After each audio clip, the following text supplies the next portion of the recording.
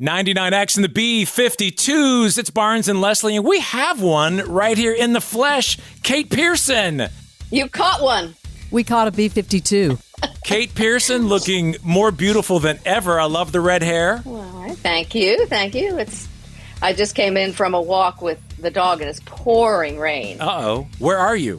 I'm in Woodstock, New York. Woodstock, New York. Before we get deep into it, that song I just played, Love Shack, I'm going to admit, when I moved to Atlanta in the early 90s, I actually went on the Atlanta highway trying to find it. And I never did. I didn't. Where was it? Well, it's kind of a mythical place. It's based partly on this club that really did exist called the Hawaiian Hali. And I read a whole bunch of the history of that club. It was very, very interesting in Athens. It was an attempt to integrate the community and have people come in white and black and mix and have fun and dance. And some people just really got down there, I guess. But that was sort of in our minds. But also, I lived in this shack, and that line set way back in the middle of a field, just a funky old shack. That was my place. Wow. It's based on kind of where you lived, but also on that other place? Well, it's a mythical place. Right. But in my mind, when I came up with those lines, it was my place because I lived in this tenant farmer's house, and it was set up on, well, it was set way back in the middle of a field, and it was funky. It didn't have electricity. I'm sorry, I had electricity, but I didn't have running water and heat. So I had a wood-burning stove, I had a well, and a really great garden, and I had goats, and I did a whole back to the land thing there. That changes the mental landscape of the song so much.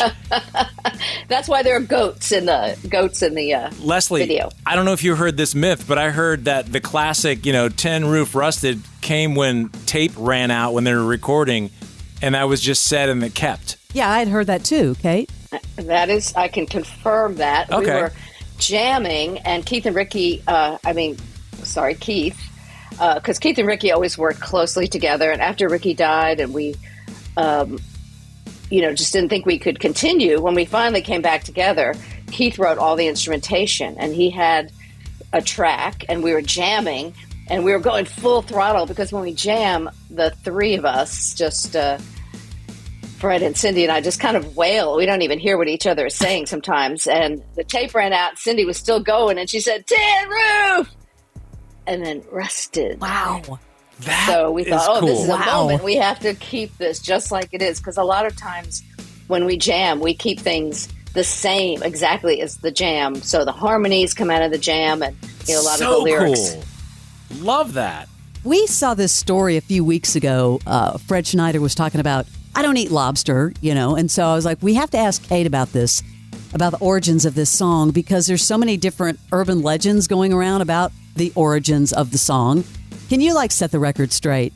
Well, Fred was at a disco, as he usually was at, no, not always at a disco, but anyway, we all love to dance. And Fred was at this disco and he saw these projections on the wall of these different crustaceans and it popped into his head, Rock Lobster. So he wrote a poem, which pretty much is the narrative of the song. It's a list of different sea creatures, and it is an anthem to the sea and the sea creatures and protection of the sea creatures.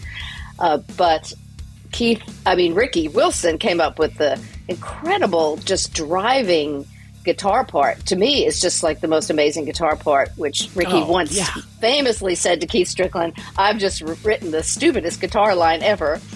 But it actually was, the riff is... It's kind of surf rock. It's got a little bit of that feel. Ricky had a Mosrite guitar, which is a classic surf-sounding guitar. Yeah. So he also only had 4 strings. So he played part of it. Part of the riff, part of the magic of that guitar riff is the driving... there are 2 parts. He plays sort of a part on the lower 2 strings and then this other melodic part or riff part on the top 2 strings.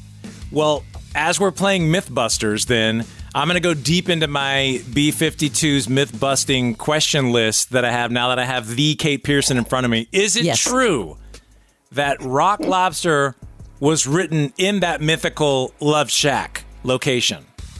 No. Oh. that would be a no. Okay, listen, Internet, you're wrong.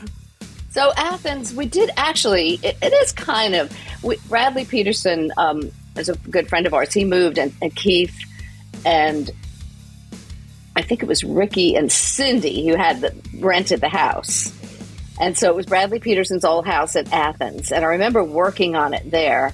And I think, I'm not sure where Keith really worked on Keith and Ricky worked on the instrumentation. We did have a studio, but this was very early on. I don't think we even had our studio yet. So I remember working on it in this house, which is it was a little house. Okay, so maybe it could be a stretch in the mythical place. Okay, it's all coming together. When something's a myth, it can really apply to a lot of things. Truth. It's in your mind.